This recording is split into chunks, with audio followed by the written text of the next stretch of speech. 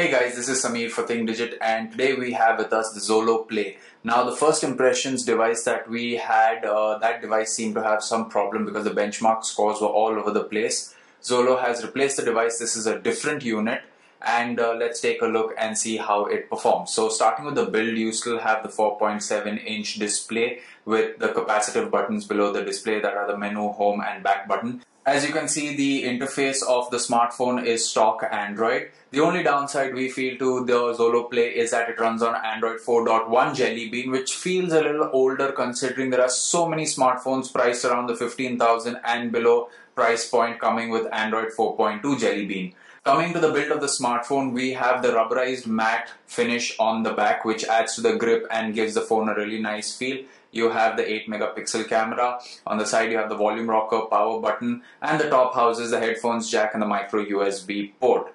And it's really easy to rip open the rear of the smartphone. You have the 2000 mAh battery, a place for the micro SD card slot, and a single SIM card slot. Unlike other smartphones available in its price range, the Xolo Play does not support dual SIM, and that's alright since you are someone who wants only single SIM capabilities. Now, the smartphone doesn't come preloaded with too many bloatware apps. You just have Xolo Care, Xolo Power, and Xolo Secure, something that we've seen on other Xolo smartphones. Xolo Care, as the name suggests, gives you access to a warranty app for the smartphone. You can register your smartphone for the warranty. And Xolo Secure basically helps you keep your smartphone secure by backing up your personal data to the cloud. We would need a SIM card for this.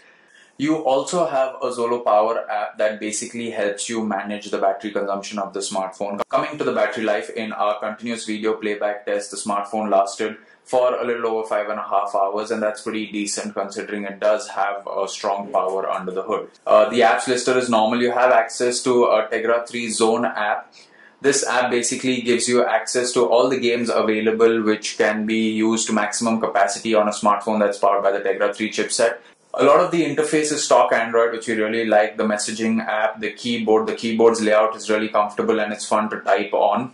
So as you can see that the keyboard messaging app is pretty standard stock Android, what we've come to expect. The camera on the smartphone doesn't have any exceptional performance. In well-lit conditions, you do get decent photographs, but if there's text or you're focusing on something that has a lot of detail, there's a loss of detail when you enlarge the image to its full size. In low lit conditions, the images appear very grainy and noisy.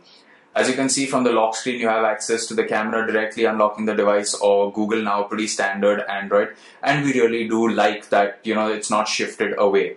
One thing we would like to bring to your notice is that since the smartphone has custom ROM, you can't just generically go to any app and go to manage apps and have the ability to transfer it to the SD card or from the SD card. Now, since this is a gaming phone, we're sure you'll be downloading a lot of heavy games and you may just run out of built-in storage space, which is a mere 4 GB. For this, you just go to storage, click on set primary storage, and then you can switch between the built-in storage and the SD card. We recommend you switch to the SD card as soon as you can, as this will give you more storage space and you won't run out of the built-in storage space. Overall, the performance of the Xolo Play as a smartphone is nice. It's smooth, the interface is great, stock Android.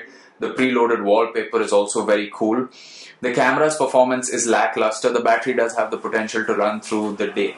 If gaming and heavy-duty apps is a priority for you, you can consider purchasing the Xolo Play at 15,500 rupees.